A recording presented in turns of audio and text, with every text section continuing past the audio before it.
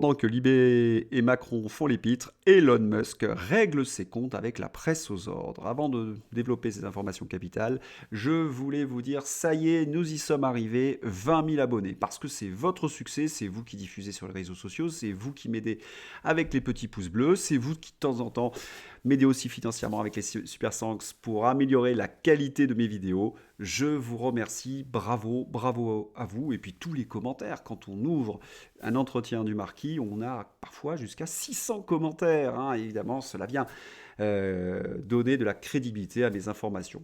Mon travail a un objectif, vous informer bien évidemment, mais aussi de vous donner des munitions pour répondre à tous les macronistes qui racontent n'importe quoi, vous donner des faits qui ont été vérifiés et qui vous permettent de réveiller les moutons français. On va y arriver parce que les événements en ce moment sont en train de nous donner raison. Alors, qu'est-ce qui se passe outre-Atlantique ? Elon Musk règle ses comptes avec la presse aux ordres. Eh bien, on va regarder le titre de Fox News. Elon Musk a lancé un sondage sur Twitter. Et il demande donc aux abonnés s'il doit suspendre les comptes des journaux qui le harcèlent, notamment en révélant en temps réel sa localisation exacte. Oui, il accuse cette presse de le harceler, c'est le titre doxing. Alors, ce qui est très intéressant dans cette histoire, c'est que Elon Musk, par ses révélations, voit sa vie en danger, puisque il y a suffisamment de dingues aux États-Unis, il pourrait utiliser ces informations pour commettre un acte. On sent qu'il y a une vengeance délibérée de la presse aux ordres. Pourquoi une telle vengeance de la presse aux ordres contre Elon Musk ? Eh bien, nous le savons, Elon Musk vient de révéler qu'ils ont permis une élection déloyale de Joe Biden en censurant tout ce qu'il y avait dans l'ordinateur d'Hunter Biden, le fils de Joe Biden. Vous savez que c'est explosif, ces révélations. Je vous renvoie d'ailleurs à mes précédents numéros. J'en ai suffisamment parlé, je ne vais pas encore reprendre. Et il montre aussi comment ils ont fait en sorte de censurer tous les opposants à Joe Biden. Donc, ils ont remis en cause la Constitution américaine, notamment l'amendement numéro 1. Le seul moyen de cette presse aux ordres, c'est minable, c'est de mettre en danger la vie d'Elon Musk. Eh bien, Elon Musk vient de leur répondre, il suspend leur publication sur Twitter. Bravo à lui, c'est comme cela qu'on arrivera. Il faut montrer exactement de quoi il s'agit. Et je voulais aussi ajouter, il y a de très nombreux journalistes qui ont travaillé pour le Washington Post, le New York Times, qui ont été virés à cause du wokisme, qui sont aussi en train de rejoindre le combat d'Elon Musk. Donc cela bouge aux États-Unis, et comme je vous l'ai dit, Ron DeSantis, lui aussi, attaque les démocrates. On aura certainement de très bonnes nouvelles au mois de janvier lorsque les républicains prendront le contrôle de la Chambre. Vous savez que c'est le 1er janvier que les républicains prendront la Chambre des députés. Voilà, cela sent très très bon et il y a une très grande angoisse dans le camp démocrate. Ils sont véritablement harcelés, mais par qui ? Par la réalité, par la vérité, pas par Elon Musk en réalité. Il nous donne que des faits et des faits qui ont été vérifiés.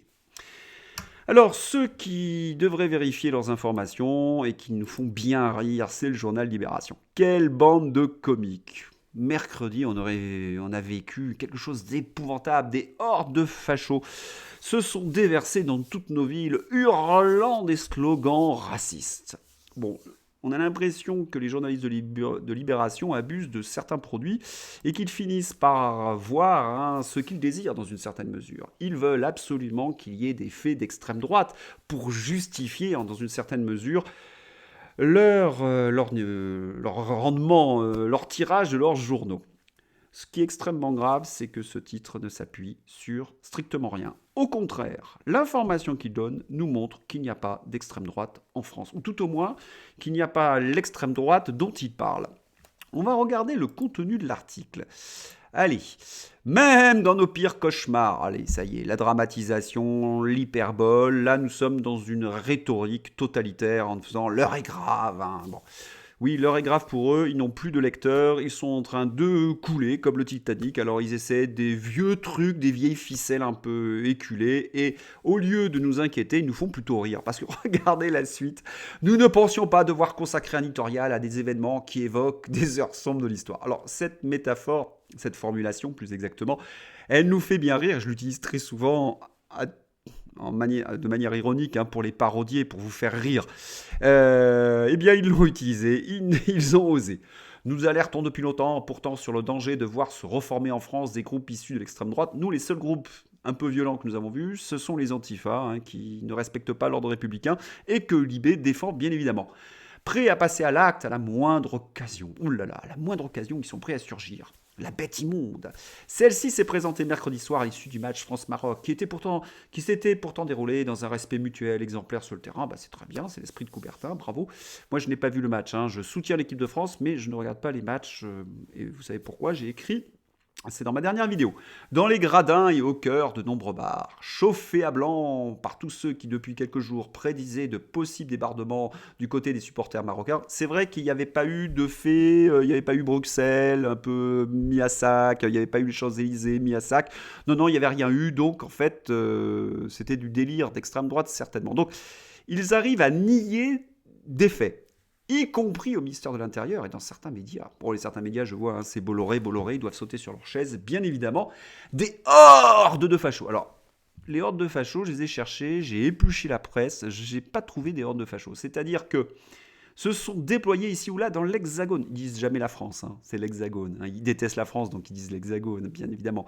Pour en découdre physiquement en hurlant des slogans racistes. Bon, manifestement, le type qui a signé l'éditorial avait abusé de produits illicites parce que là, j'ai beau chercher, je n'ai trouvé aucune information dans ce genre. Par contre, ce que j'ai trouvé, c'est que 40 militants d'extrême droite, donc des têtes vides qui n'ont rien à voir avec les patriotes et que la police a arrêté, et c'est bien. Je vais vous dire une chose, les têtes vides, les crânes rasés, ceux qui déploient de la haine, ils ne sont pas de notre camp. Ils nous font honte lorsqu'ils osent dire qu'ils sont gaullistes. Voilà, c'est tout, c'est dit. Et dont certains étaient fichés S. C'est pour cette raison, ils n'ont même pas eu le temps de sortir du bar qu'ils ont été arrêtés par la police. Eh bien, cette information vient en fin de compte montrer qu'il n'y a pas d'extrême droite en France. Parce que si ces 40 crâne rasé, qu'on appelle horde fasciste, là il y a un problème. Ça la représente, sur les 67 millions de Français, 0,000100001% de la population. Autrement dit, cela prouve qu'il n'y a pas de fascisme en France. Il y a bien quelques individus un peu crétins dans quelques coins. Un point, c'est tout. Ensuite, il y a eu des vidéos que j'ai vues sur les réseaux sociaux appartenant à cette gauche antifa, montrant des agressions racistes de fascistes, et à chaque fois, débunkées, ça n'avait strictement rien à voir.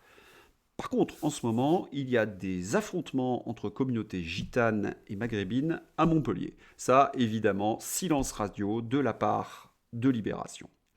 Donc, ils arrivent à inventer des faits pour justifier certaines choses. Et là, nous sommes en face du Titanic, ils coulent, ils perdent des lecteurs, ils ont une perte de crédibilité, ils essaient de remobiliser quelques antifas ou Dieu sait qui, mais plus personne ne les croit. C'est littéralement grotesque. Il y a une telle réécriture de la réalité qu'il se déshonore une fois de plus, j'ai envie de dire. Mais lorsqu'il parle de cauchemar, nous vivons le cauchemar, et c'est ce cauchemar qui est autour de nous en ce moment, c'est celui que Libération a mis dans une certaine mesure en place. Ce sont eux qui ont milité pour que ce cauchemar arrive.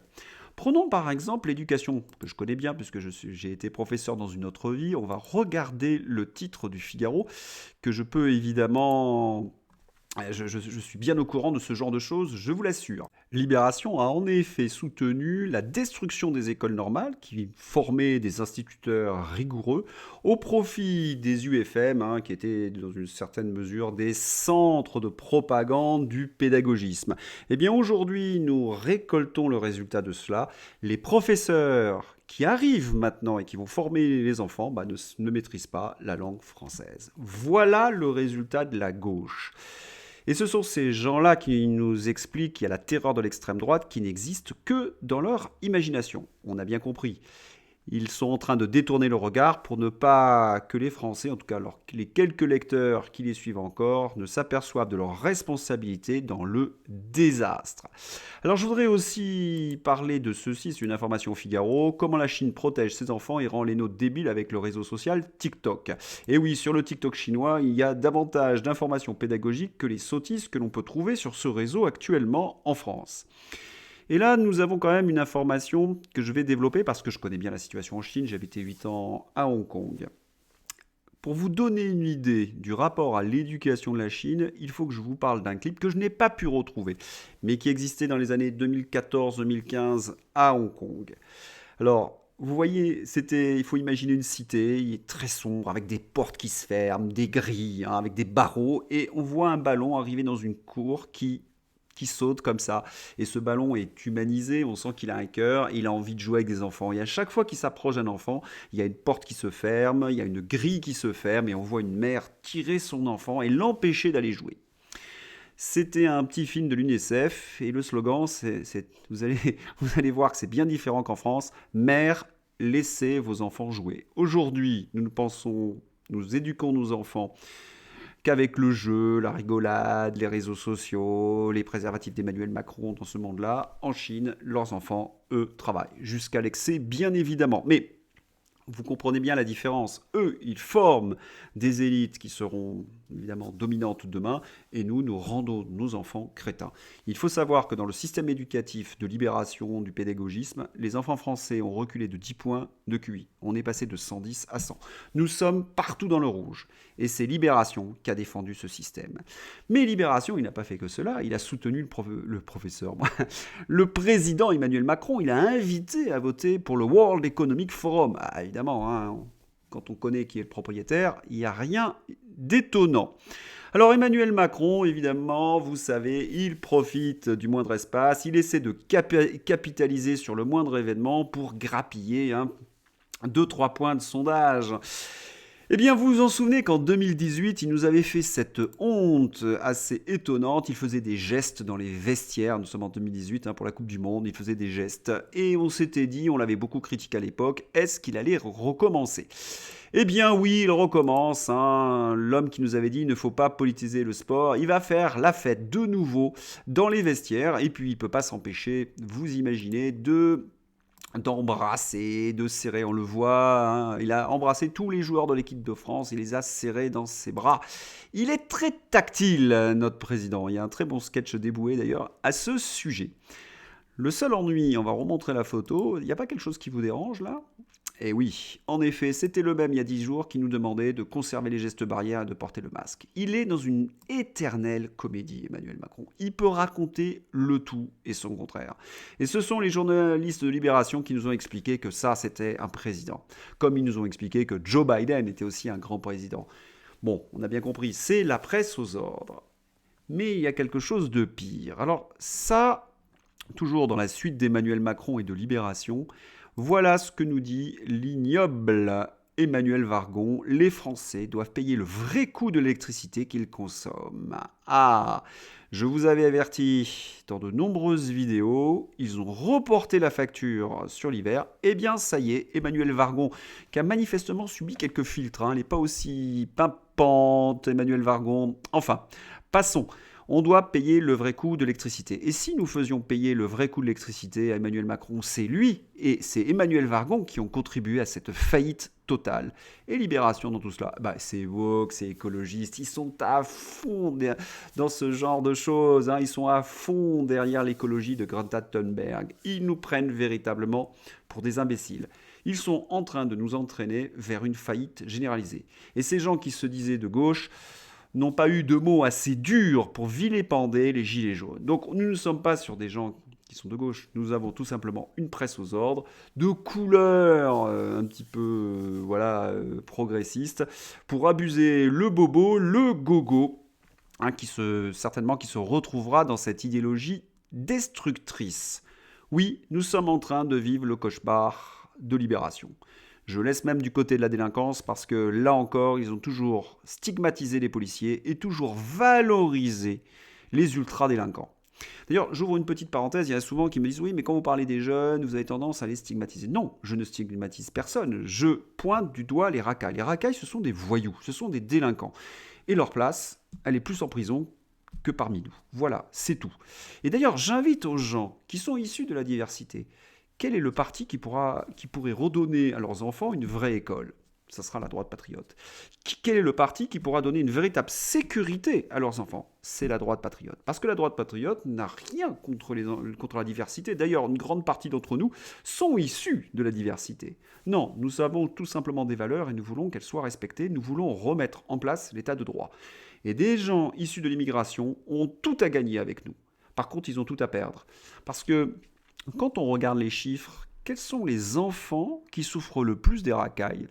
En premier, vous pouvez toujours regarder les chiffres, ce sont les enfants de la diversité. Ce sont eux, et particulièrement ceux qui sont bons élèves à l'école, ceux qui veulent s'intégrer. Ils sont parfois martyrisés par ces gens. Et qu'on ne me dise surtout pas le contraire. J'ai été enseignant et je pourrais vous citer des centaines de cas, rien que dans l'établissement où j'étais. Donc voilà, une droite patriote, ça remettrait de l'ordre et ça permettrait à des gens honnêtes, à des gens travailleurs, de s'épanouir. Le milieu de la gauche, c'est le désordre, c'est le chaos. C'est-à-dire qu'ils sont face à leurs responsabilités, ils sont face à ceux qu'ils ont mis en place, et pour détourner l'attention, ils ont une sorte de fantasme du péril fasciste qui n'existe en fin de compte que dans leur esprit. Et puis pour finir un petit peu sur Libération, et on va un peu ouvrir le dossier Covid maintenant. Voilà ce que tweet Philippe Béchade. La France ne peut pas se permettre d'exposer nos seniors vaccinés 5 fois à ces 92% de soignants anti-science et ultra-contaminants. Suspendez-les sur le champ et sans indemnité comme les autres tarés complotistes non réintégrables. Votre bras ne doit pas trembler, monsieur Braun. Bon, Philippe Béchade appartient à notre camp. C'est essentiellement ironique parce que Nicolas Perrault de Santé publique nous donne, pour la première fois à ma connaissance, les couvertures vaccinales des professionnels de santé avec rappel adapté. 7,3% ceux qui exercent en EHPAD, 8,3% chez ceux libéraux, 8,4% chez ceux en établissement de santé. Voilà. Les choses sont suffisamment claires du côté des professionnels de santé. Autrement dit, lorsqu'on nous dit qu'ils ne veulent pas réintégrer les soignants suspendus non vaccinés, c'est une énorme blague. Voilà. Et Libération, nous avions avec les Geoffroy qui a été ancien, qui n'est plus directeur de la publication bien sûr, mais les anti-vax, les complotistes. Voilà, des faits. Et puis je voulais aussi remercier Pascal Praud qui a donné la parole à un collectif très important qui avait déjà témoigné lors de la commission sénatoriale. On va écouter Madame Ferron de Où est mon cycle ? Alors, tout n'est pas rentré dans l'ordre encore. Ce qu'on sait, c'est que pour l'instant, sur le site de Dravigilance, il y a un peu plus de 2 millions d'effets secondaires qui ont été rapportés, dont 25% sont graves. Il faut savoir que sur tout... 2 millions en France ? Non, 2 millions en Europe. Oui. Voilà. Non, c'est important Mais en sachant quand même que généralement, en termes de pharmacovigilance, on est vraiment sous-estimé. Souvent, on dit, parfois, c'était la Lazarus qu'il fallait augmenter par 10. C'est tellement l'enfer de faire remonter. Il faut 3 quarts d'heure pour faire remonter. Il faut de la paperasse administrative. Donc, j'ai beaucoup de médecins qui me disent, écoute, moi, j'en ai marre, je ne fais pas remonter. Puis, en plus, ils disent, ça ne sert à rien. Voilà. Et il y a à peu près 70% à 72% qui concernent que les femmes au niveau des effets secondaires. Il y a des études qui sont sorties. Aux États-Unis, il y a une étude qui est sortie début juillet qui dit que 42% des femmes vaccinées ont des troubles du cycle. L'étude italienne montait jusqu'à 60%. Et l'étude israélienne, elle, était à 10.